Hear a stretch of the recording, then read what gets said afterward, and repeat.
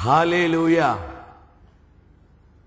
മഹത്വത്തിൻ സാന്നിധ്യം എന്ന ഈ ആത്മീയ ശുശ്രൂഷയിലേക്ക് കടന്നു വന്ന നിങ്ങൾക്കെല്ലാവർക്കും നമ്മുടെ കർത്താവായ യേശു ക്രിസ്തുവിന്റെ സ്നേഹവും സമാധാനവും ആശംസിക്കുകയാണ്.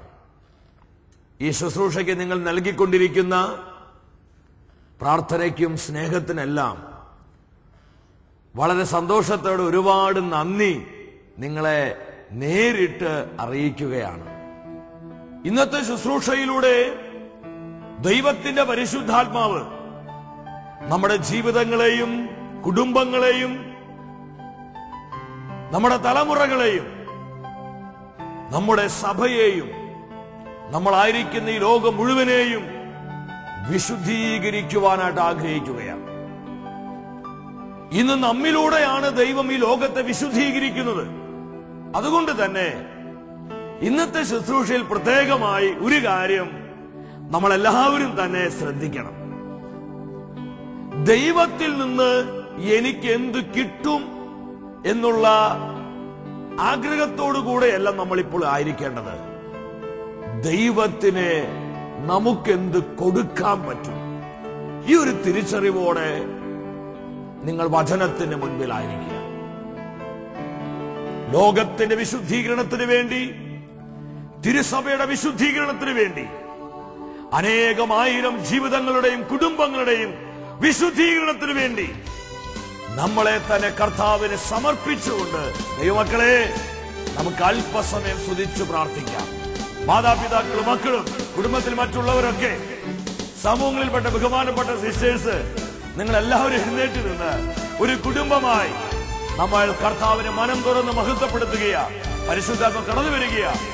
കരമടിച്ച് ചേർന്ന് പാടാം. ആത്മാവിൻ ശക്തി, അത്യുന്നത ശക്തി, പരിശുദ്ധാത്മശക്തി എന്നിൽ നിറയട്ടെ.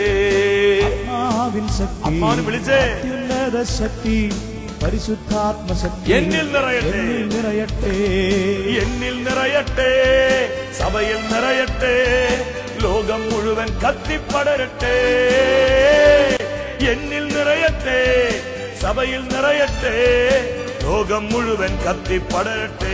ഒരിക്കൽ കൂടെ ചേർന്ന് പാടാം. എന്നിൽ നിറയട്ടെ, വിശുദ്ധീകരിക്കുന്ന അഭിഷേകമായി പരിശുദ്ധാത്മാവ് തിരുസഭ മുഴുവനിലും, ലോകം മുഴുവനിലും, സകല ജനപദങ്ങളിലും, അനേകായിരം കുടുംബങ്ങളിൽ കത്തിപ്പടരട്ടെ. Hallelujah, hallelujah. വരിക പരിശുദ്ധാത്മാവേ. കരമടിച്ചു പാടാം. സ്ത്രീകന്മാരിൽ നിറഞ്ഞ പോലെ അഭിഷേക കാറ്റായി വീശണമേ. സ്ത്രീഹന്മാരിൽ നിറഞ്ഞ പോലെ അഭിഷേക കാറ്റായി, അഭിഷേക കാറ്റായി വീശണമേ. പാപശക്തിയെ തകർത്തിടാൻ, ലോകശക്തിയെ തകർത്തിടാൻ, പാപശക്തിയെ തകർത്തിടാൻ, ലോകശക്തിയെ തകർത്തിടാൻ അഭിഷേകത്താൽ എന്നെ നിറയ്ക്കണമേ. ഒന്ന് ആഗ്രഹിച്ചേറ്റു പറഞ്ഞേ. അഭിഷേകത്താൽ എന്നെ കരങ്ങൾ ഉയർത്തിയടിച്ച് ശക്തിയോടെ എന്നിൽ നിറയട്ടെ, സഭയിൽ നിറയട്ടെ, ലോകം മുഴുവൻ കത്തിപ്പടരട്ടെ. എന്നിൽ നിറയട്ടെ, എന്നിൽ നിറയട്ടെ, ഹല്ലേലൂയ. സഭയിൽ നിറയട്ടെ, ലോകം മുഴുവൻ കത്തിപ്പടരട്ടെ. എന്നിൽ നിറയട്ടെ, സഭയിൽ നിറയട്ടെ, ലോകം മുഴുവൻ കത്തിപ്പടരട്ടെ. എന്നിൽ നിറയട്ടെ, സഭയിൽ നിറയട്ടെ, ലോകം മുഴുവൻ കത്തിപ്പടരട്ടെ. ഒരു പുതിയ അഭിഷേകം തരികയാ. എന്നിൽ നിറയട്ടെ, ഹല്ലേലൂയ, ഹല്ലേലൂയ. പരിശുദ്ധാത്മാവേ വ്യാപരിക്കുക, പരിവർത്തിക്കുക. ഓരോ കുടുംബങ്ങളിലും, ആഗോള സഭയും, ഭാരത സഭയും, കേരള സഭയും, ഓരോ അതിരൂപതകളിൽ, രൂപതകളിൽ പ്രവർത്തിക്കുക, വിശുദ്ധീകരിക്കുക.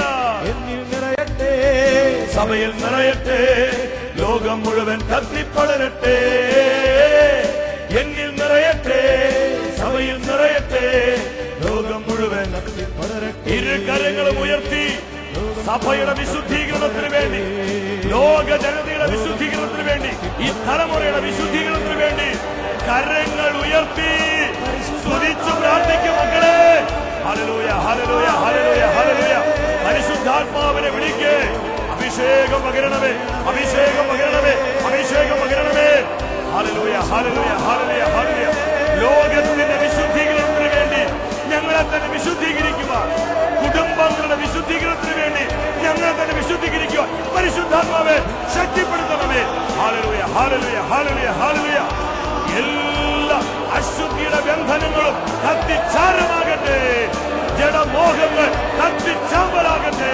ഒരിക്കൽ പരിശുദ്ധാത്മാവേ ഭൂഖണ്ഡങ്ങളെ വിശുദ്ധീകരിക്കുക, ലോകരാജ്യങ്ങളെ വിശുദ്ധീകരിക്കുക, ഭരണാധികാരികളെ വിശുദ്ധീകരിക്കുക, അനേകം കുടുംബങ്ങളെ വിശുദ്ധീകരിക്കുക. ഹല്ലേലൂയ, ഹല്ലേലൂയ, ഹല്ലേലൂയ, ഹല്ലേലൂയ. ആരാധന, ആരാധന, ആരാധന. ഈ ശുശ്രൂഷയിൽ വിശ്വസിച്ച് പ്രാർത്ഥിച്ചുകൊണ്ടിരിക്കുന്ന ജനകോടികളെ പരിശുദ്ധാത്മാവേ വിശുദ്ധീകരിക്കുക. ഹല്ലേലൂയ, ഹല്ലേലൂയ. ഈ സമയം എല്ലാ ദൈവമക്കളും മുട്ടുകുത്തി നിന്ന് ലോകം മുഴുവന്റെയും വിശുദ്ധീകരണത്തിന് വേണ്ടി, തിരുസഭയുടെ വിശുദ്ധീകരണത്തിന് വേണ്ടി, കുടുംബങ്ങളുടെയും വ്യക്തി ജീവിതങ്ങളുടെയും പ്രത്യേകിച്ച് ഈ തലമുറയുടെ വിശുദ്ധീകരണത്തിന് വേണ്ടി മുട്ടുകുത്തി നിന്ന് കൈകൾ കുരിശാകൃതിയിൽ വിരിച്ചു പിടിച്ച് യേശുക്രിസ്തുവിന്റെ പീഡാസഹനങ്ങളുടെയും കാൽവിരി കുരിശിലെ ബലിയുടെ യോഗ്യതകളോടും ചേർന്ന് ദൈവപിതാവിന്റെ മുൻപിൽ ഹൃദയനുറുക്കത്തോടെ പ്രാർത്ഥിക്കും. ഇന്ന് കർത്താവ് നമുക്ക് തരുന്ന സന്ദേശം ഇതാണ്: ലോകത്തിന്റെ വിശുദ്ധീകരണത്തിനായി നമ്മൾ നമ്മളെ തന്നെ വിശുദ്ധീകരിക്കുക. തിരുസഭയുടെ വിശുദ്ധീകരണത്തിനായി നമ്മൾ നമ്മളെ തന്നെ വിശുദ്ധീകരിക്കുക. ഈ ഒരു ബോധ്യത്തോടെ മക്കളെ ഹൃദയ തകർച്ചയോടെ ഏറ്റുപാട് ഈശോയുടെ അതിദാരുണമാ പീഡാസഹനങ്ങളെയോർത്തെന്നും പിതാവേ ഞങ്ങളുടെ മേൽ ലോകം മുഴുവന്റെ മേൽ കരുണയുണ്ടാകേണമേ. ആ നുറുക്കത്തോടെ പാടി പ്രാർത്ഥിച്ചേ. പിതാവേ കരുണ വർഷിക്കണമേ. നദി പോലെ ഒഴുകട്ടെ. ലോകം മുഴുവന്റെ മേൽ, തിരുസഭയുടെ മേൽ, കുടുംബങ്ങളുടെ മേൽ, കുഞ്ഞുങ്ങളുടെ മേൽ, എല്ലാ യുവജനങ്ങളുടെ മേൽ, എല്ലാ ദമ്പതികളുടെ മേൽ, ബഹുമാനപ്പെട്ട വൈദികരുടെയും സമർപ്പിതരുടെ മേൽ പിതാവേ കരുണയുണ്ടാകേണമേ,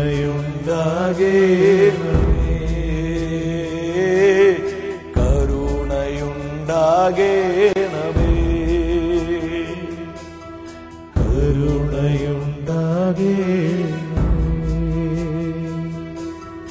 കരുണയുണ്ടാകേണമേ. പരിശുദ്ധ അമ്മേ, യേശുക്രിസ്തുവിനെ ഈ ലോകത്തിന് നൽകുവാനായി അമ്മയെ വിശുദ്ധീകരിച്ചതുപോലെ ലോകത്തിന്റെയും സഭയുടെയും വിശുദ്ധീകരണത്തിന് വേണ്ടി ഞങ്ങളെ തന്നെ വിശുദ്ധീകരിക്കുവാൻ ഞങ്ങൾക്ക് വേണ്ടി പ്രാർത്ഥിക്കണമേ. സകല വിശുദ്ധരെ, പ്രവാചകർ, അപ്പോസ്തലന്മാരെ ഞങ്ങൾക്കായി പ്രാർത്ഥിക്കണമേ. ആമേൻ. ഹല്ലേലൂയ. പ്രിയ ദൈവമക്കളെ, ഇന്നേ ദിവസം തിരുവചനത്തിലൂടെ പരിശുദ്ധാത്മാവ് നമ്മളെ പഠിപ്പിക്കുന്നത് വിശുദ്ധീകരണത്തെ കുറിച്ചാണ്. യോഹന്നാൻ ശ്ലീഹ എഴുതിയ സുവിശേഷം 17-ാം അധ്യായം 19-ാമത്തെ തിരുവചനത്തിൽ അവിടെ ഈശോ തന്റെ പൗരോഹിത്യ പ്രാർത്ഥനയിൽ പിതാവിനെ നോക്കിക്കൊണ്ട് ഈശോ പറയുകയാണ്, അവർ സത്യത്താൽ വിശുദ്ധീകരിക്കപ്പെടേണ്ടതിന് അവർക്ക് വേണ്ടി ഞാൻ എന്നെ തന്നെ വിശുദ്ധീകരിക്കുന്നു. സാക്ഷാൽ ദൈവപുത്രനായ യേശുക്രിസ്തുവിന്റെ പ്രാർത്ഥനയാണിത്. നമ്മൾ ഓരോരുത്തരും വിശുദ്ധീകരിക്കപ്പെടുവാൻ വേണ്ടി ഈശോ പ്രാർത്ഥിക്കുകയാണ്, ഞാൻ എന്നെ തന്നെ വിശുദ്ധീകരിക്കുന്നു. പ്രിയ ദൈവമക്കളെ, ലോകം മുഴുവന്റെയും തിരുസഭയുടെയും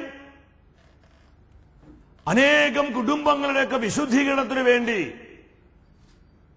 നമ്മെ തന്നെ വിശുദ്ധീകരിക്കുന്ന ഒരു സമർപ്പണത്തിലേക്ക് നമ്മളെല്ലാവരും കടന്നു വരുവാനാണ് ഇന്നത്തെ ശുശ്രൂഷയിലൂടെ കർത്താവ് അതിയായി ആഗ്രഹിക്കുന്നത്.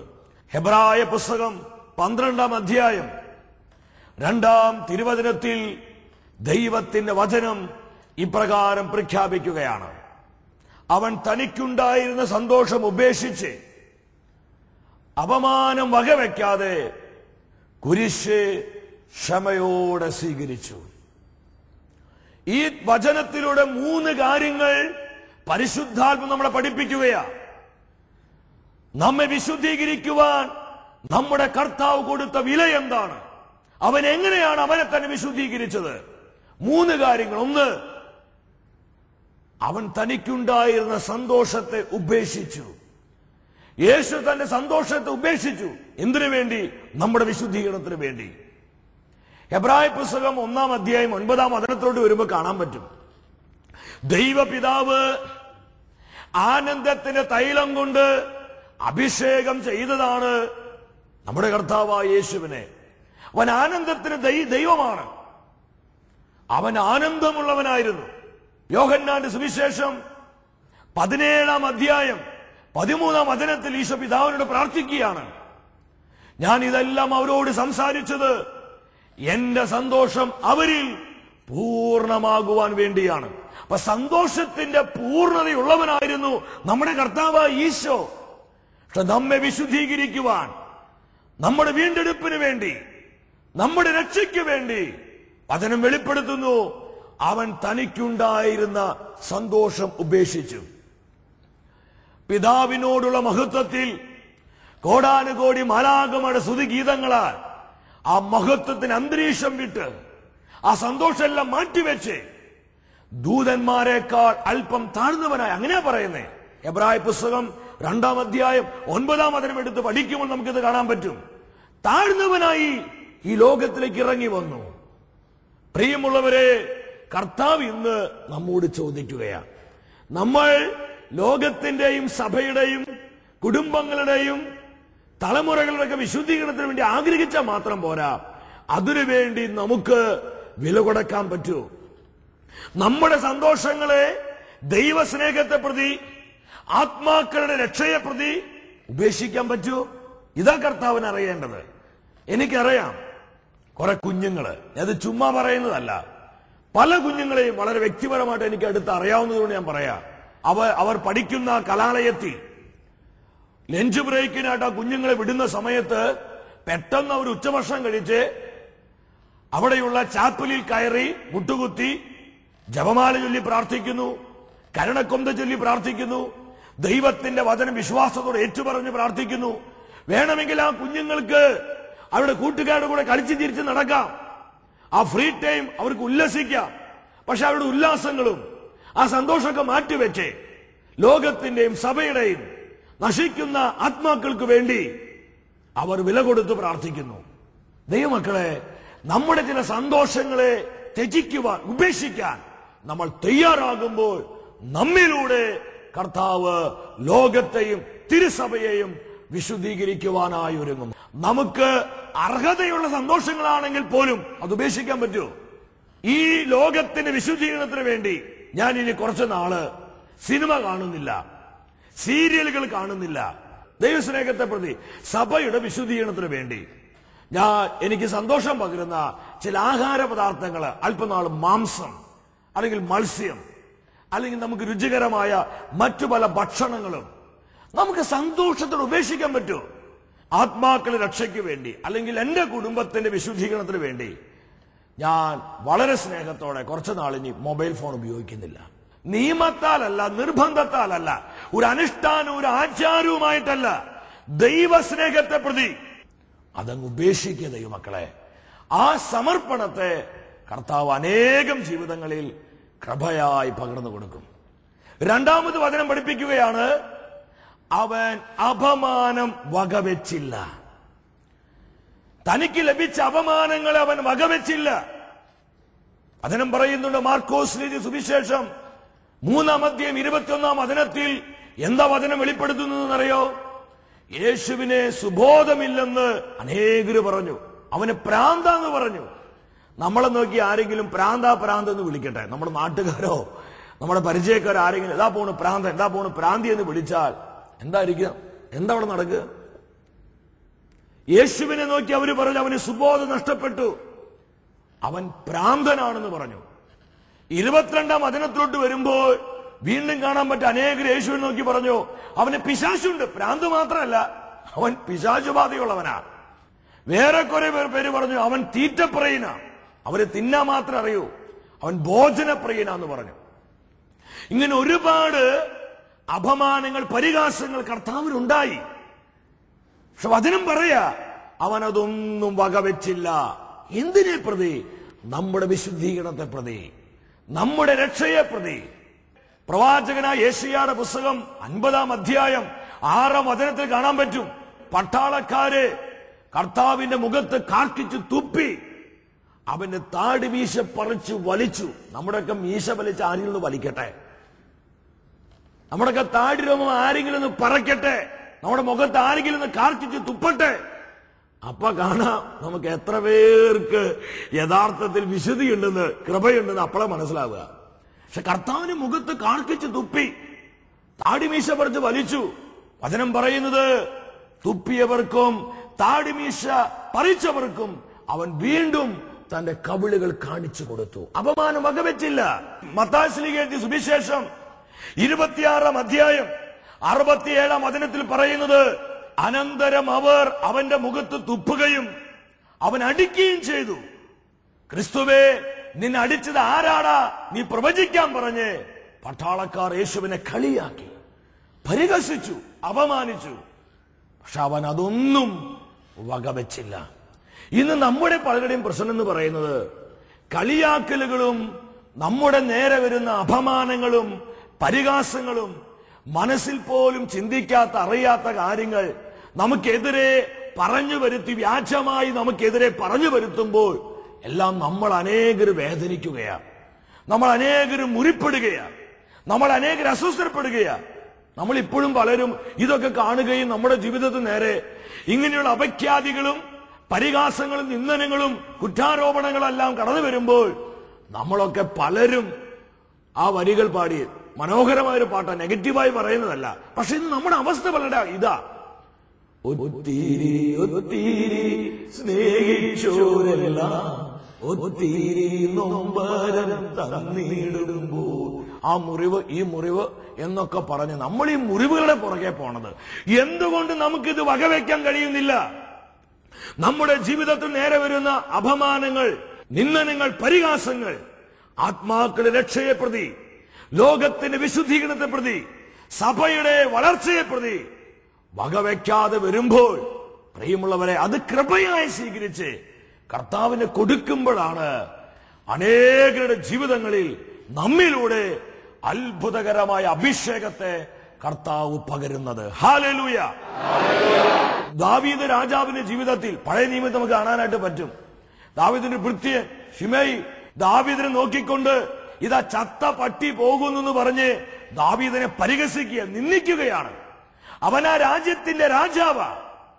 ഈ സമയത്ത് ദാവീദിനോട് കൂടെയുള്ള മറ്റു ഭൃത്യം പറഞ്ഞു, ഞാൻ അവനെ വധിക്കട്ടെ എന്ന് പറഞ്ഞു. ഉടനെ ദാവീദ് അവനെ തടഞ്ഞുകൊണ്ട് പറയാണ്, ദൈവം അനുവദിച്ചിട്ടാണ് അവൻ ഇത് പറയുന്നതെങ്കിൽ അവനെ തടയാൻ ആർക്ക് കഴിയും? ചത്ത പട്ടി എന്ന് തന്നെ നോക്കി തന്റെ ഭൃത്യൻ വിളിച്ചപ്പോൾ അത് പോസിറ്റീവായി, എന്തിന്? കൃപയായി സ്വീകരിക്കുവാൻ, കാണുവാൻ ദാവീദിന് കഴിഞ്ഞു. ഈ കാലഘട്ടത്തിലെ ദൈവമക്കളെ നോക്കി കർത്താവ് ഇത് തന്നെയാ പറയുന്നത്, അപമാനം വകവെക്കരുത്, പരിഹാസങ്ങൾ വകവെക്കരുത്, നിന്ദനങ്ങൾ വകവെക്കരുത്, കളിയാക്കലുകളും കുറ്റാരോപണങ്ങളും അഭിഖ്യാതികളും വകവെക്കരുത്. അതെല്ലാം കൃപയായി സ്വീകരിച്ച് ലോകത്തിന്റെയും സഭയുടെയും കുടുംബങ്ങളുടെയും വിശുദ്ധീകരണത്തിന് വേണ്ടി കർത്താവിന് കാഴ്ചവെക്കേ. അത് അനുഗ്രഹമാക്കി മാറ്റാൻ ഈശോയ്ക്ക് കഴിയും. മൂന്നാമത് വചനം പറയുന്നു, യേശു കുരിശ് ക്ഷമയോടെ സ്വീകരിച്ചു. നമ്മുടെ വിശുദ്ധീകരണത്തിന് വേണ്ടി കർത്താവ് കൊടുത്ത വിലയാണത്. തനിക്ക് ലഭിച്ച കുരിശ് ക്ഷമയോടെ സ്വീകരിച്ചു. നിവൃത്തികേടുകൊണ്ടല്ല, ഗത്യന്തരമില്ലാതെയല്ല. ഓ, ഇങ്ങനെയൊക്കെ ആയിപ്പോയല്ലോ, എന്നാ ശരി, അങ്ങനെ അങ്ങ് ആയേക്കാം എന്നുള്ള ചിന്തയാലുമല്ല, വളരെ സ്നേഹത്തോടെ, ആനന്ദത്തോടെ ലോകം യേശുവിന് കൊടുത്ത കുരിശ് ക്ഷമയോടെ സ്വീകരിക്കുകയാണ്. ആ കുരിശിലൂടെയാണ് കർത്താവ് നമ്മെ വിശുദ്ധീകരിച്ചതും രക്ഷിച്ചതും. കുരിശും വഹിച്ചുകൊണ്ടുള്ള കാൽവരിയിലേക്കുള്ള യാത്രയിലും കർത്താവ് അസ്വസ്ഥനായിരുന്നില്ല, കർത്താവ് ദുഃഖിതനായിരുന്നില്ല, കർത്താവ് പരാതിക്കാരനും പിറുപിറുക്കുന്നവനുമായിരുന്നില്ല. അവൻ അറിയാം ഞാൻ എന്തിനു വേണ്ടിയാണ് ഇതെല്ലാം സഹിക്കുന്നതെന്ന്. ഇതുപോലെ തന്നെ നമ്മുടെ ജീവിതത്തിൽ, നമ്മുടെ അനുദിന ജീവിതത്തിൽ നമ്മൾ വിശുദ്ധിയോടെ ജീവിക്കുമ്പോൾ, ദൈവവചനം അനുസരിക്കുവാൻ വില കൊടുക്കുമ്പോൾ, കർത്താവിനെ സ്നേഹിക്കുമ്പോഴല്ല ഒരുപാട് കുരിശുകൾ ലോകം നമുക്ക് തരും. ഇന്ന് തിരുസഭയിലെ വലിയൊരു വിശുദ്ധയാണ് വിശുദ്ധയായ കൊച്ചു ത്രേസ്യ. അവൾ സ്വർഗത്തിന്റെ സുഗന്ധമാണ്. പക്ഷെ കൊച്ചു ത്രേസ്യയുടെ ജീവിതത്തിലോട്ട് നോക്കിയേ. 24 വയസ്സിൽ അവൾ നിത്യതയിലേക്ക് വിളിക്കപ്പെട്ടു. തന്റെ ആ കൊച്ചു കോൺവെന്റിൽ അവൾ അവളുടെ ജീവിതം കഴിച്ചു. എന്നാൽ അവളുടെ ജീവിതത്തിലുണ്ടായ ഓരോ സഹനങ്ങളും, ഓരോ വേദനകളും, ഓരോ ഞെരുക്കങ്ങളും ദൈവസ്നേഹത്തെ പ്രതി, ആത്മാക്കളുടെ രക്ഷയെ പ്രതി സന്തോഷത്തോടെ കർത്താവിനെ കാഴ്ചവെച്ചപ്പോൾ അത് അനേകമായിരം ആത്മാക്കളുടെ രക്ഷയ്ക്ക് വേണ്ടി പ്രയോജനപ്പെടുത്തുവാൻ ദൈവത്തിന് കഴിഞ്ഞു. അതുകൊണ്ട് തന്നെ തിരുസഭ വിശുദ്ധ കൊച്ചു ത്രേസ്യയെ പ്രേക്ഷിത പ്രവർത്തനങ്ങളെ മധ്യസ്ഥയാക്കി ഉയർത്തി. നമുക്ക് ആഗ്രഹം മാത്രം പോരാ, അതിനുവേണ്ടി വില കൊടുക്കാൻ തയ്യാറാകണം. ഈ ഒരു സമർപ്പണത്തിലേക്ക്, ഈ ഒരു ആത്മീയ ദർശനത്തിലേക്ക് നമ്മളൊക്കെ കടന്നു വരേണ്ട സമയമായി. പ്രിയ സഹോദര സഹോദരി, ഇത് നമ്മുടെ ജീവിതത്തിൽ സ്വന്തമാക്കാൻ നമുക്ക് കഴിയുമോ? എങ്കിൽ നിന്നിലൂടെ, നിന്റെ കുടുംബത്തിലൂടെ, തിരുസഭയിലും ലോകത്തിലും വലിയ കാര്യങ്ങൾ കർത്താവ് പ്രവർത്തിക്കുന്നത് കാണാൻ പറ്റും. അതുകൊണ്ട് പരാതി വേണ്ട. പ്രിയമുള്ളവരെ, ഇതൊക്കെ കൃപയായി നിങ്ങളൊന്ന് കാഴ്ചവെക്ക്. നിങ്ങൾ ഈ കാലഘട്ടത്തിൽ ദൈവത്തിന്റെ അത്ഭുതമായിട്ട് മാറും. ആ ഒരു അഭിഷേകത്തിന് വേണ്ടി നമുക്ക് പ്രാർത്ഥിക്കാം. അതിനായി ദൈവം നമ്മുടെ ജീവിതങ്ങളെയും, നമ്മുടെ കുടുംബങ്ങളെയും, നമ്മുടെ സമൂഹത്തെയും സമൃദ്ധമായി അനുഗ്രഹിക്കട്ടെ. നിത്യസ്നേഹത്താൽ എന്നെ സ്നേഹിച്ചു, നിത്യസ്നേഹത്താൽ എന്നെ സ്നേഹിച്ചു. ദിവ്യകാരുണ്യമേ, ദൈവസ്നേഹമേ, ഉണ്ണാൻ മറന്നാലും കൂട്ടാൻ മറക്കാത്ത തളരാത്ത തായ്ഭാവമേ, കനിവിന്റെ കൂദാശയേ, ദിവ്യകാരുണ്യമേ, സ്നേഹമേ, കൂടെ വസിക്കണേ, പോകരുതേ, കൂട്ടുവേണം നിന്റെ സ്നേഹബലം, കൂടെ വസിക്കണേ, പോകരുതേ, കൂട്ടുവേണം നിന്റെ സ്നേഹം. പരമപരിശുദ്ധനായ ദൈവം തിരുവോസ്തിരൂപനായി പരിശുദ്ധ കുർബാനയായി നമ്മുടെ മധ്യയെ കടന്നു വന്നിരിക്കുകയാണ്. പ്രിയമുള്ളവരെ, ഏറെ ഒരുക്കത്തോടുകൂടി പ്രാർത്ഥിക്കുക. ഇന്നത്തെ വചന ശുശ്രൂഷയിലൂടെ നമ്മെ വിശുദ്ധീകരിച്ച് നമ്മെ അഭിഷേകം ചെയ്ത നല്ല ദൈവം അപ്പത്തിന്റെ രൂപത്തിൽ നമ്മെ അനുഗ്രഹിക്കുവാനും സുഖപ്പെടുത്തുവാനുമായി കടന്നു വന്നിരിക്കുകയാണ്. ആരെല്ലാം വിശ്വസിക്കുന്നുവോ ആ വിശ്വസിക്കുന്ന ദൈവമക്കളിലേക്ക് ഇതാ ഈ പരിശുദ്ധ കുർബാനയിൽ നിന്ന് കർത്താവിന്റെ അത്ഭുത സാന്നിധ്യം അഭിഷേകമായി, കൃപയായി, സൗഖ്യമായി ഒഴുകപ്പെടുകയാണ്. Hallelujah, hallelujah. നിരാശപ്പെട്ടും ദുഃഖിച്ചും വേദനിച്ചും പ്രാർത്ഥിച്ചിട്ട് യാതൊരു പ്രയോജനവും ഇല്ല എന്ന് ചിന്തിച്ച് അസ്വസ്ഥപ്പെട്ടിരിക്കുന്ന ഒരുപാട് മക്കളിലേക്ക് ഇതാ കർത്താവിന്റെ കൃപ അനുഗ്രഹമായി ഒഴുകപ്പെടുന്നു. സ്വീകരിച്ചു പ്രാർത്ഥിക്കുക. ഇരുകരങ്ങളും കർത്താവിന് മുൻപിലേക്ക് ഉയർത്തി ഹൃദയം നുറുക്കത്തോടെ സ്തുതിച്ചു പ്രാർത്ഥിക്കുക. ഹല്ലേലൂയ, ഹല്ലേലൂയ, ഹല്ലേലൂയ. അത്ഭുതങ്ങളിലൂടെ, അടയാളങ്ങളിലൂടെ കർത്താവേ വചനം സ്ഥിരീകരിക്കണമേ. ഈ ആരാധന ശുശ്രൂഷയിൽ വിശ്വസിച്ച് പ്രാർത്ഥിക്കുന്ന അനേകം ജീവിതങ്ങളിലേക്ക് അങ്ങ് അഭിഷേകമായി കടന്നു വരണമേ.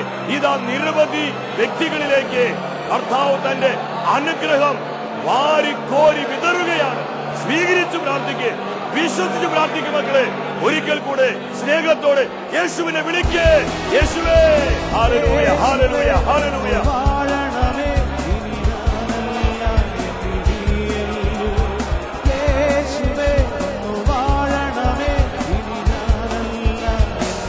നമ്മുടെ കുടുംബങ്ങളിൽ, നമ്മുടെ ജീവിതങ്ങളിൽ മഹത്വത്തോടെ ഈശോ ഇറങ്ങി വരുന്ന സമയം ആരാധന ആരാധന ആരാധന. ഈശോയ്ക്ക് പ്രാർത്ഥിക്കുന്ന, സ്നേഹത്തോടുകൂടി പ്രാർത്ഥിക്കുന്ന, ഹൃദയനൃത്തത്തോടുകൂടി പ്രാർത്ഥിക്കുന്ന ഓരോ മക്കളെയും, ഓരോ കുടുംബങ്ങളെയും കർത്താവേ നമുക്ക് അനുഗ്രഹിക്കണം. Hallelujah, hallelujah. യേശുവേ നന്ദി, യേശുവേ സ്തുതി.